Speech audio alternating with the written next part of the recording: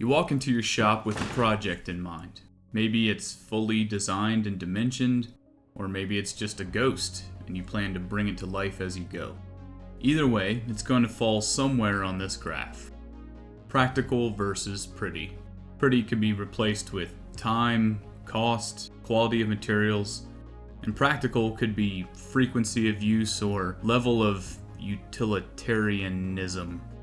Most things we build land in these quadrants. The lower right, really pretty and less practical, is your gorgeous giant slab tables, tambour grain match sliding record cabinets, and segmented wormhole consoles. A dining table is super practical, you might say, but if you paid $15,000 for it or sunk 3 months worth of non-stop work into it, then pop-up painting sessions and violent bouts of hungry hippos is literally off the table. Along the same lines, you don't use your daily driver like you do your garage queen, even though they're both built for the same purpose. And I wouldn't even put a book down on this coffee table. The opposite of that in the upper left is your ultra-practical builds. Nearly all jigs land here, your hammer rack, studio apartment TV stands, door stops, and shop shelving. There's no real need for this stuff to be museum quality. The lower left is for things not even worth doing. Not useful or attractive, I guess projects made just for practice sake. The really interesting place to be is here in the upper right corner. Something that is pleasantly designed yet heavily used. Here you can tap into the oxymoron builds, where mundane products are made up of materials or form factors that outclass the intended purpose. This area has always been really interesting to me, like if you're turned on by over-engineered stuff or golden toilets. Some things are easy to make a shift to the right without falling in practicality, like clocks or stairs. No matter their form, they'll always be just as useful. But what's really cool is when you Mona Lisa something that has always been just a mud fence.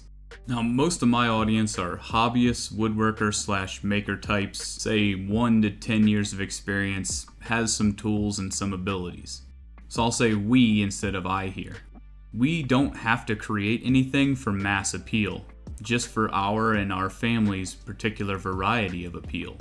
Culturally agreed upon beauty and design is largely a social construct, and it should be considered if you're making 1,000 cutting boards to sell. But in our own shop ecosystem, you can skip all that and work towards whatever rings your own bell. As a woodworker, we can control one thing without much change in operation, and that would be species. I heard this advice over and over again when I was starting out and watching those beginner woodworking tips videos. Don't use hardwoods until you're an expert at milling and can cut dovetails and have a leather apron. But let's break down why this is preached and why I think you don't have to be building something way over here to use nice wood. First thing is clearly cost. Yes, of course, hardwoods cost more per board foot. But let's say right now you're getting your materials from the home center and not builder grade stuff. That's 2x4s, 2x6s, and so on. Then you're buying your softwood, pine, and fir boards at a very hiked up price anyway. So reaching a bit for some cherry or rustic walnut from an actual lumber yard isn't that much of a stretch. Next is squareness. Buy your wood from a lumber yard, which is exclusively rough cut, and then you mill it yourself. I've heard these things said and dismissed the lumber yard altogether until I had a jointer and a planer. That sentence should start with the preface, in order to be the most cost effective, buy your rough cut wood from the lumber yard. They will tap you for a few extra bucks, but most lumber yards will either sell boards surfaced on one or all of the sides, or will mill it to your dimensions if you ask. Last to dispel is it being somehow harder to work with, as it is a hard wood. Hardwoods are more dense in general, but modern power tools typically have no problem shaping hardwoods just as easily as anything else. You will notice a bit more resistance pushing it through the table saw, and chiseling may require one more whack than softer species, but that's really it. And the trade-off is hardwoods hold a cleaner cut edge and seem less likely to chip out. Some exceptions are the extreme hardness of lignum vitae and rosewoods, and folks advise wiping joints with acetone to remove oils from some species before gluing up, but I've never had any problem with this. So putting it all together, it barely costs more than the home center stuff. You don't have to know how to mill your own wood, and your tools can handle shaping it. So why not use hardwoods in your projects?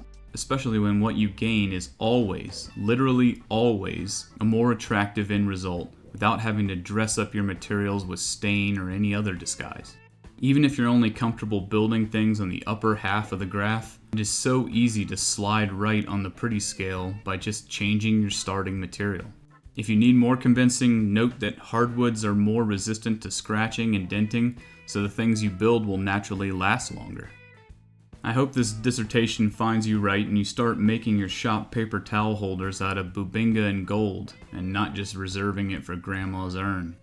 Is it silly to do so, and will some trolls call it wasteful? I'm sure.